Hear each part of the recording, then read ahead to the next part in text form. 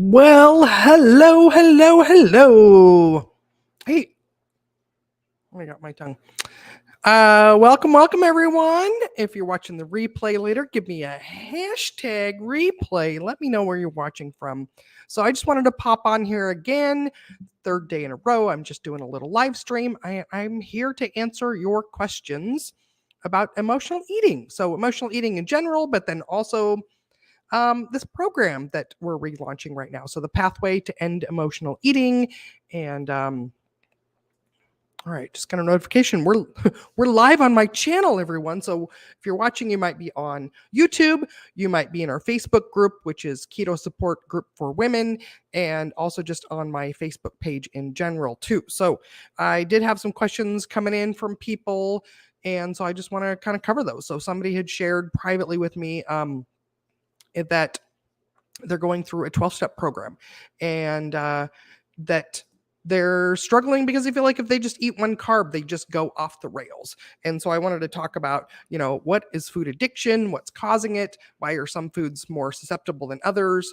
How is my program different than a 12-step program, and how it can complement it, how it can enhance it? And you don't need both, but if you're already in one, it doesn't mean that you can't do the other. And so also any other questions that you've got, so pop them in the comments there, and I'm going to answer your questions today. So again, welcome. I'm Carol Freeman, and I am got credentials. I've gone to school, and I have an undergrad in nutrition. I have 2 master's degrees, one in nutrition and one in clinical health psychology. And if you don't know, I've nerded out about the psychology part. And as long as I can remember in my adult ages, I've wanted to be able to help women, especially, be able to feel good mentally, emotionally, and physically. And I know that took both nutrition and psychology training. And so that's why I got the degree that I did. The master's was a double master's program. It was very, very intense, and I learned so much. And you probably all know, I don't know if you do or not, but what goes on in your brain, what you're thinking, influences what you eat. And what you eat influences how your brain works, and anxiety and depression and just your overall thoughts and obsessions and things like that too. So it's more than just your conscious thoughts. There's also subconscious drives as well. And those are influenced by biochemistry and neurobiochemistry and neurons and all this kind of stuff that are going on in your brain. And so the foods that you eat act in different parts of the brain. So we have the conscious part of our brain that makes choices, but what can be more powerful in food choices is the subconscious part of our brain, the animalistic part that's driving us to eat foods that are very high in sugar and highly palatable, which is a term that means foods that are high in carbohydrates and fat both together. And so those foods we're driven to eat as much as possible. And so historically, most of human existence, foods that were high in sugar, carbs, and fat were pretty rare. And so it kind of makes sense that those things are very high calories. They're rare. And so we're just driven to eat as much as possible of them. Now, in our modern food supply, they're not so rare anymore. And our food manufacturers know that we are driven to consume as much of those as possible. And we will eat as much of them. We will crave them. We will spend a lot of money on them. We will gain weight, and we will want to eat more of them. And so, unfortunately, we feel like there's something wrong with us when we want to overconsume these foods. And we feel like we're alone. We're the only one that has this happening to them. But the truth is that all humans are wired this way. And you may know somebody that's like, oh, they don't have cravings. They don't overeat certain foods. Okay, they're the minority. They can skip past this live stream here. So again, I'm answering all your questions about ending emotional eating or just emotional eating in general, what causes cravings, food obsession, and food addiction. So it's kind of a continuum. I didn't write an outline for this, so I'm kind of winging it. So pop in some questions if you got. But again, I'm going to talk about food addiction. So I'm just kind of setting the backstage of that, of what's going on in our brain that can cause food addiction. Part of it is the foods that we have that have been over manufactured. I realize that I touch my table, it feels like there's an earthquake in here. Does it look like that? The foods that have been designed to make us crave them and overeat them. Almost everybody has problems with moderation. One of the comments on one of my YouTube videos the lady was saying, oh my gosh, don't take my peanut butter away from me. But I can't seem to have just 2 tablespoons of it.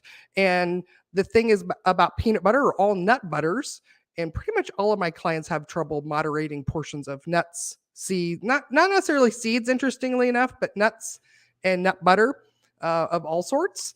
It's because, remember what I said about the highly palatable combo of the fat and carbs together? That's what peanut butter is. It's high in carbs and it's high in fat. And then they also add sugar usually to it as well. Even if you're eating the natural kind that doesn't have any added sweeteners to it, it still naturally is high in carbs and fat. And so those foods are really, really rare. And if you think about nuts in nature, how many of you have ever had to harvest nuts? And I remember as a child going to my grandparents' place at Christmas time, and they always had that bowl of nuts on the living room what is that called? The coffee table. My grandma always called it the Davenport. It wasn't a couch, it was a Davenport. So we'd sit on the Davenport and have some nuts, but they weren't the kind that you could just have them. They weren't the Costco salted, roasted 5-pound bag of them. They were in the shell and they were not roasted or salted. And there was that little tool set. How many of you remember that tool set that you had to pick the nuts apart? And so you'd have the cracker, you'd crack the nut, try not to squeeze it too hard so you didn't smash the nut inside. And then you use a little pick and try to pick out the little tiny pieces of it. It was a lot of work. And by the time you got that one nut, it was like, that was okay. Didn't taste that great and it was too much work. So there was a lot of not self-imposed, just natural moderation in there. When things are hard to get to, you're not going to be able to eat very many of them. But what have we done in modern day? We've made them really easy to get. You can go to Costco again and buy them in a 5-pound bag, and they're already pre-shelled for you, and they're roasted in the oven, and they're salted. And now you can find all these brands that are actually adding a bunch of sugars and other flavors on them as well. It's like if they weren't tasty enough, we didn't have problem moderating portion. Now we can eat even more of them more easily. So yes, if the closer the foods are to the way they exist in nature, the more our ability to self-regulate and moderate our portions. But that's not how we get most of our food now. Hunter-gatherer times, it was really hard to go out and overeat food. It took a lot of work to get that food. And they were the way that they exist, it just self-moderates. You get a little bit of it. But our modern food supply, it's so easy. And so all this backstory of telling you what's going on in the brain. So when we concentrate different foods that give a dopamine release and endorphins and these other neurotransmitters in our brain that make us act, that light up the part of our brain that's the addictive part, the reward center, the more concentrated things are, the more of a dopamine spike that we'll get, and the more of a compulsion and habit and obsession we'll have towards, and a drive towards consuming those foods. And so this is what happens with drugs, so in nature, the coca leaf, there are societies that will just chew on that as they work during the day. It's not as concentrated. They seem to not be addicted to it. I don't know. I've never been there. I've never tried it. But then when you refine it and purify it and concentrate it, there's where you remove the natural ability to not get that huge spike. So same thing happens with carbohydrates and sugar. So the more removed they are from their natural state, the more refined they are, the more concentrated they are, the more of a dopamine spike they cause in the brain. And so the dopamine spike in the brain is actually what causes us to want to do more of it. So people used to think that dopamine was like the pleasure chemical, but it's actually the learning chemical in the brain. And dopamine is actually the driver of us doing things at a subconscious level. So if you've ever have a craving for something, that means dopamine's on the rise, and that's what causes the craving.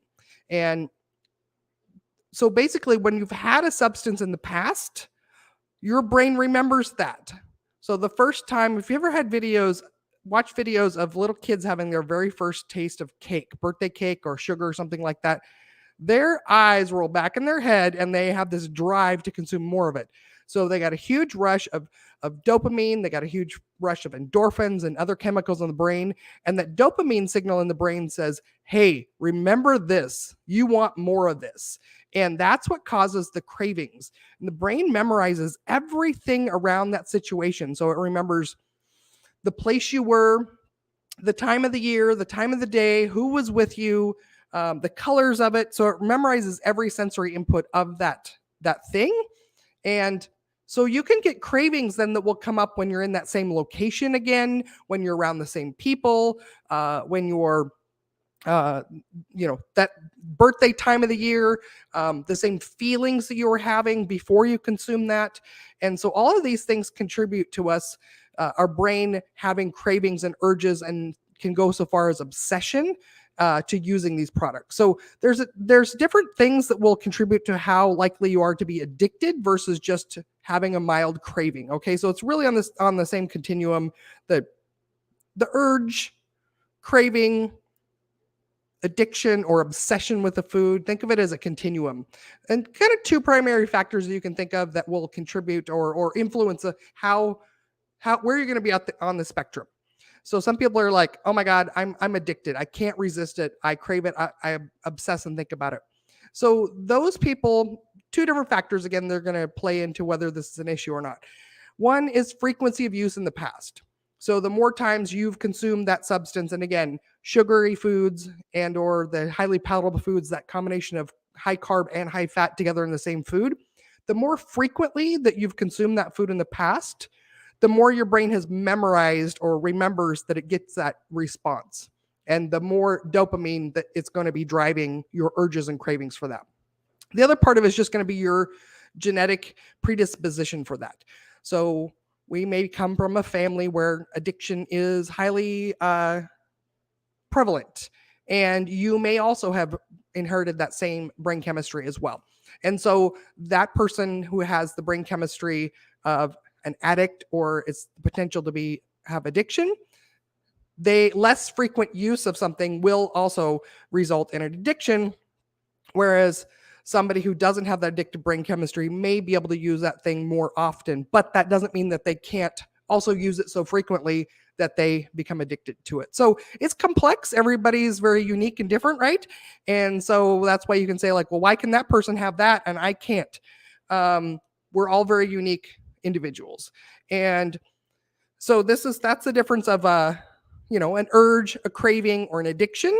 And it doesn't mean that every one of us is always going to be in the addict category, but there are some hallmarks that make you say, or that addiction specialists use the criteria for diagnosing something as an addiction. So kind of basically the easiest way to think about, am I addicted or not, is, do you have continued use of something despite negative consequences in your life? So for example, if you're somebody who has diabetes and you're not able to resist sugary treats, and you continue to eat them despite perhaps having some neuropathic pain or other issues, that could be considered a addiction. And perhaps it's that you keep buying bigger clothes, or you're having pain, or the scale keeps going up. And my program, The Pathway to End Emotional Eating, can work for people that are in that addiction category for sure.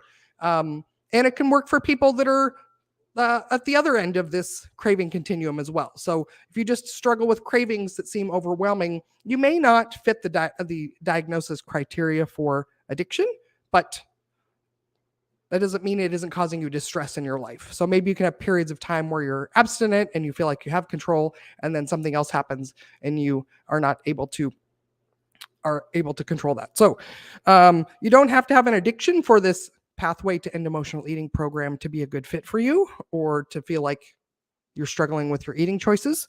And this also can work for people that feel like they're so far on the other extreme that they have no control and they can't resist anything. So that's just a little sneak peek into, what's going on in the brain chemistry, the difference between cravings for things versus addiction.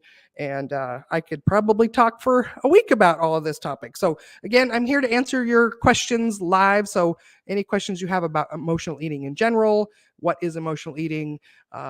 Am I emotional eating? How do I know if I do it? What is going on with this Pathway to End Emotional Eating program that you've got? So again, I'm here to answer your questions about that live. And so somebody had asked me too then, like, I'm doing this 12-step program. Is this program, should I do one or the other? What are the differences? So 12-step programs, there are, and she didn't specify whether it was like a 12-step drug or alcohol program, or whether it was a 12-step Overeaters Anonymous program. in my training, in my master's in psychology degree that I have, we did, we're familiar with the 12-step programs. And as part of our research, we're supposed to go to some meetings to see what is going on in there. And so I have been to meetings as well. So I know the structure and basic. And I know that every single meeting is different and the dynamics of that. But anyways, I understand the philosophy and the approach there. So, the 12-step program is about, turning it over to God and or higher power and admitting that you're powerless over it, and then going through the 12 steps, like making reparations to people you've harmed, and having a sponsor and having somebody support you and things like that. The thing with the 12 steps, though, is they're not actually teaching you any techniques of what's going on, what's causing you to use that substance to cope with things.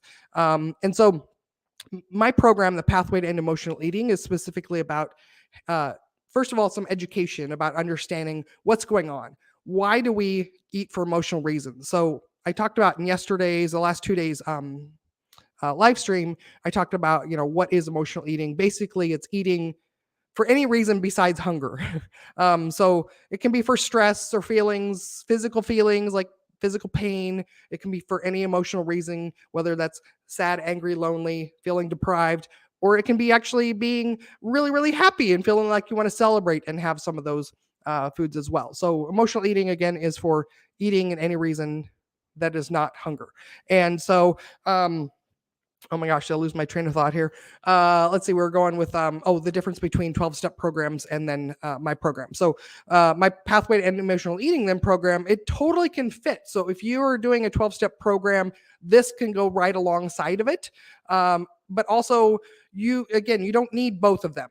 Okay, so it doesn't mean you have to choose, but also if you're in a 12-step program, this is a great addition to it. If you're somebody who's not all the way at the end of the addiction spectrum of this, and you're just somebody who feel like you struggle with this and you want to get better at not using food to cope with life, this program is a standalone program that can work well as well. And so you don't have to choose, and you don't have to give up one. It's a great complement to a 12-step program.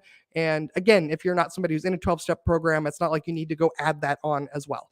So the program is specifically designed then to help you be able to learn how to feel your emotions, how to identify them, how to have them, experience them, and not need to turn to food or other substances in order to numb out, avoid, or dissociate from your feelings.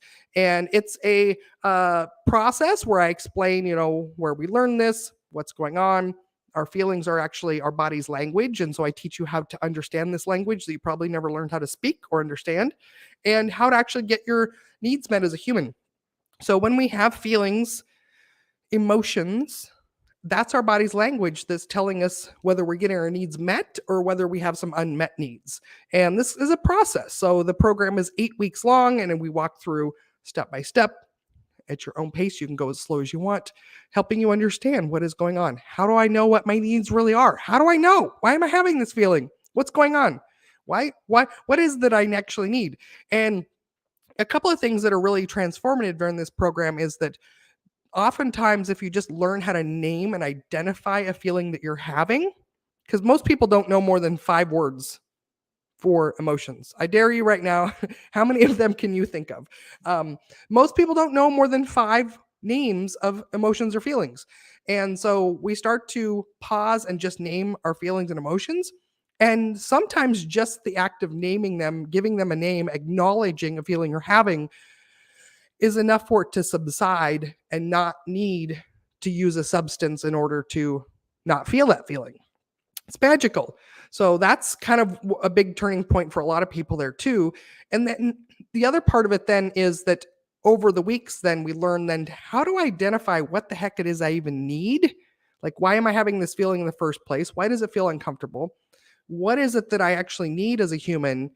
And then how do I do the work of getting that need met, fulfilling my basic human needs? So basically, we have human needs. We have needs as a human to be alive and healthy and mentally healthy and physically well. And when we have an emotion or feeling, it's our body's way of telling us that there's something going on that we need to look at and address. Whether it's a positive emotion, it means that we're getting our needs met. We should do more of that.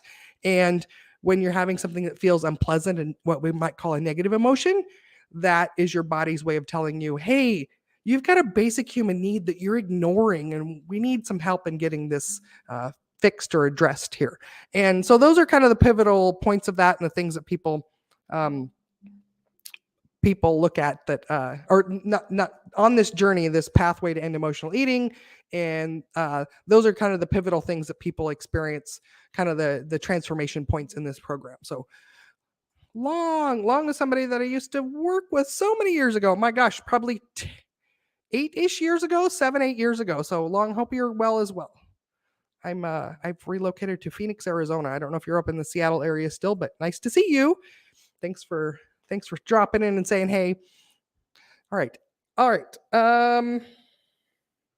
Yeah, so I've answered the questions that were coming in. Maybe I can go back to, so we talked about addiction versus craving and 12-step program. How is it different from the pathway to end emotional eating? How do they complement each other? And I did start to talk about, somebody had a question about like, don't take my peanut butter away from me. And so I can kind of finish that loop then of, a lot of people have a really eye-opening moment when I explain and illustrate how nuts and seeds exist in nature and how hard they are to get to. And they're really hard to overeat them because of how much work they are to get to. And so peanut butter is the ultimate processed. I mean, actually, you could take things further. So when you take peanut butter and put it into, cookies or candies or desserts or things like that, that is the most form of peanuts that we have the hardest time not overeating. But if you imagine like you were a peanut farmer and the only way that you could get peanuts or peanut butter was that you had to grow them, then you had to harvest them, you had to take them out of the shell, and then in their raw state, they're not even roasted. So then maybe you want to roast them and salt them. And it's a lot of work. And if you had to do that every time that you wanted to eat some peanuts or peanut butter, they would be self-limiting. It would be really hard to overeat them. But the way that most of us buy them is going to be pureed into this goo. Then a lot of times it's added sugar to it. But even if they don't add that sugar to it, it's high in carbohydrates and fat just naturally, even with no added sugar to it. And that's a combination that our brains are just wired to eat as much of that as possible. So there isn't something wrong with you. Actually, if you can't control yourself with peanut butter or other nut butters, that means you're a normal human. Things are working the way that they should. And so it's not something wrong with you that you can't control your portion. And this is a part of your brain that is different from the logical part, right? So even though I've told you this, the logical part will say, oh, you should be able to control it now, but you can't. If it's sitting there in front of you, you're just wired at the subconscious level to put as much of it in your mouth as possible. But then the logical part of your brain goes, why did you do that? That's a lot of calories. Why can't you control your portion size? Because frankly, that's what our doctors and nutritionists tell us. Just moderation, just have moderation. But they don't understand that there's a part of your brain that has nothing, that is impossible. It's incapable of moderation. It's going to consume as much as possible. Those parts they're like two parts of your brain that just don't even know the other one exists. And so the logical part of your brain could do things like setting you up for success so that animalistic part of your brain doesn't even get the opportunity to have it. So that can be things like just not even having it in your house. Then the animalistic brain doesn't have to overconsume it. And then your logical part of your brain doesn't have to feel guilty for doing it. That's how you can use the logical part of your brain, is once you get the information, then the logical brain can set you up for success by not putting you in those situations that trigger that animal part of your brain. So, Long is asking, what about almond butter? Is that healthy? Well, so actually, this is a couple of different things here. So, almonds actually are very high in oxalates. And so in general, I'm not really a fan of almond butter for the oxalate. Oxalates are a type of mineral crystal that exists in some plants. And when you purify it, you're actually consuming it in much higher quantities. So I'm not a fan of almond butter for that reason, is that oxalates are something that are often ignored and can cause a lot of health problems for people as well. If you want to know more about oxalate toxicity, I can't recommend strongly enough the work of Sally K. Norton. Her website, I think, is sallyknorton.com. And she is an expert and has a book out about oxalate toxicity. So I don't recommend almond butter at all for that reason. And the other thing, so in talking about emotional eating, is that just pureed nuts of any kind, almonds or peanuts or macadamia nuts or cashews, I think there's more, but any of those, because they're pureed, if people are struggling with being able to moderate their intake of food and they would like to be able to stick with a healthy eating plan, they would like to lose weight and be able to keep it off. For most people, they find that any kind of nut butter, so whether that's almond butter, peanut butter, again, any of those that I've mentioned, they are something that they're not able to moderate. And so there's no, so if they exclude them from their house and their eating habits and their environment, they just decide that that's not healthy for them. There's nothing that they're missing out on, right? So there's nothing in almonds that are like so high in nutrients that they're going to be die of nutrient deficiencies by excluding this food. So the clients that I'm working with, they find that having almond butter or peanut butter in their house causes them more health problems than there's any benefit to having it. So yeah, great question, right? Because there's so many of those foods out there where like, well, you can't exclude these whole categories of foods because then it's just not healthy, and it's not healthy to eliminate foods from your diet. Well, for some people, for a lot of the people I'm working with, drawing some lines in the sand and figuring out what foods fit they can have in the house, this like green light, yellow light, red light food concept of having foods around. So having green light foods in their house in abundance. Those are foods that you can eat, you enjoy them, they taste delicious. You can eat, you eat when you're hungry, you stop when you're full of that food, and they don't cause any health issues, they don't cause any weight gain. You're able to moderate your portion naturally of those. Those are green light foods. Have those in your house in abundance, or moderate quantities, whatever you need. Yellow light foods are ones that maybe under certain circumstances you're able to moderate your portion, but in other circumstances you're not able to moderate your portion, right? So these may be things that you choose not to have in your house, but maybe you have them if you go out to a restaurant, or you have rules around when you have them. I have those when I'm on vacation, but I don't have them in my house. For me, this may be things like the cheese wisps. Those they're like baked cheese crunchy things. Those are things that I don't have in my house because I will just eat them and snack on them all day long.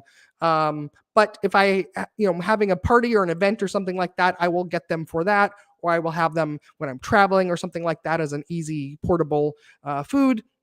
But yellow light foods are things that under certain circumstances you're not able to naturally control your portion size. Some people find that nuts maybe are a yellow light food for them. Some people find nuts fall in the red light category. So red light foods then are things that no matter where you're at, if you have just one of them, you were unable to control your portion. You will overeat them. You will eat everything that's available. And additionally, you also then, it turns on cravings and obsession where you can't stop thinking about that food. You want to go get more. And this is kind of the category of like, this kind of triggers that addictive part of the brain, basically the red light foods. And these are the ones then that the next day you're like, all you can think about is, oh my gosh, I want to eat that. I can't wait to have more of it. How can I get more of it? Okay. So this is kind of like the addictive drive turning on in your brain. This is the dopamine going, get more, get more, get more. And so this is very individualized, right? So this is why sometimes, like a 12-step Overeaters Anonymous have a very, very rigid set of rules of what people can and can't eat and how they eat. Some people need that extreme structure in order to live in this world that we have, this overabundance of highly palatable foods. Some people find that, the keto framework that I have of this whole foods is less rigid than the 12-step program. But it also can help establish some boundaries and rules about which foods that we eat that help you have an outline, some parameters on these foods in general. I can eat them when I'm hungry. I can eat as much as I want because they're very satiating, and I can stop, and I can also reach a healthy body weight by doing this. So there are, again, the green light, yellow light, red light framework is really helpful because even within a ketogenic framework, there are some foods that still technically can fit within the framework of being ketogenic, but for some people, they fit in that yellow light or red light category because they're unable to control the portions of those. So good questions. Any other questions here today about emotional eating, cravings, addiction, and any questions about the pathway to end emotional eating? So I'll just close up by mentioning this. I have enrollment open right now, and I have one spot remaining. So I promised the first 3 people that enroll in this program. So I haven't run this in 2 years. And again, I've got 2 degrees in nutrition and a degree in psychology, master's. And I have studied, I just nerd out on this, what we were talking about, where what causes cravings, what causes food obsession, how do we change our behaviors, what is going on in our brain that makes us use food in order to cope with feelings and emotions. So this is a program that I have specifically designed and created. It's an 8-week program that walks people through how do you start to learn to handle feelings and emotions in healthy ways and not turn to food to cope with life. Emotional eating can be under the umbrella of feelings, emotions, physical pain. Stress is a common one that people use food to cope with. How do we stop doing that and start to use healthy ways of living and expressing our feelings and having feelings and experiencing feelings and getting our needs met as humans so that we can learn how to stop using food to cope with life. Again, 8-week program. It includes weekly small group support with me. We do triad work as well too, so I put you into smaller groups as well for more support. We have a private Telegram group private Telegram group for connection with group members in between. And there's a full 6-week training program that you go through as well. So you get to do that on self-study, 6 different modules you go through, a full workbook for thorough processing. And so you retain lifetime access to the digital content of the program as well. And it's self-paced as well too. So even though it's an 8-week closed group where we're going to start all together and we're going to bond with each other and support each other, the materials that you go through, it's going to be self-paced because some people need a little more time in learning to have feelings. And this can be some intense work for people. So there's no hurry. You don't have to be at the same place that everyone else is. Some people may spend more time. They may feel more comfortable spending more time just learning to name their feelings. Some people may move through the materials faster. And so just know that you don't need to do this at the same pace that everyone else does. And wherever you're at in your process is right where you need to be. So if you have any questions about the program, again, we've got enrollment open now. And so just the version of the program that I just explained is the regular version. I have a VIP version of that where it includes one-on-one time with me as well. So that if you want to go some deeper work, I also have a certification in clinical hypnotherapy. And so if that's something that you'd like to use as a tool to help facilitate change faster, then that also is something that you can do with the VIP version of the program as well. And for the next one person, so I've got one more spot. I promised the first 3 people to enroll in the program get that VIP version for no extra charge. And I've got one more spot. So if you know you want to get in, grab that now. You can go to, let me put up the banner here. I've got a little emoeating.com. Oh, end emo eating. End emoeating.com. Whoops, gosh, it is so hard to type these days. Here we go. Go to endemoeating.com to enroll in the program. And I'm limiting this to 20 people total because this is going to be a small group program. I want everyone to feel connected and comfortable and supported. So that's why I'm limiting it to 20 people. And but again, the next one person gets the VIP version of the program. So endemoeating.com is where you go to enroll. The program is only $497. And again, for 8 weeks of support and a full training program. And there's a payment option on the page as well. So when you go to endemoeating.com, you can click on the Affirm, which is a payment plan financing program that's out there available as well. And so you can set up a payment plan. So if the $497 is not in your budget right now, there's a payment plan option as well for you there too. So if you have any questions, please direct message me, comment below if you're watching this in the replay. If you've got any questions, again, enrollment is going to be closing down soon so that we can get started on this work and support. And I can't wait to see you in the group. And again, let me know if you have any questions, if there's anything holding you up and it's on your mind, you're worried about, will this work for me? Is this the right fit for me? I don't know if this is going to be something that I can do. Hey, that's what it's here for. So, all right. Okay, I don't see any questions, any other questions or anything like that. So I'm going to wrap this up for now and have a wonderful rest of your day. Thanks for watching. We'll see you soon. Bye now.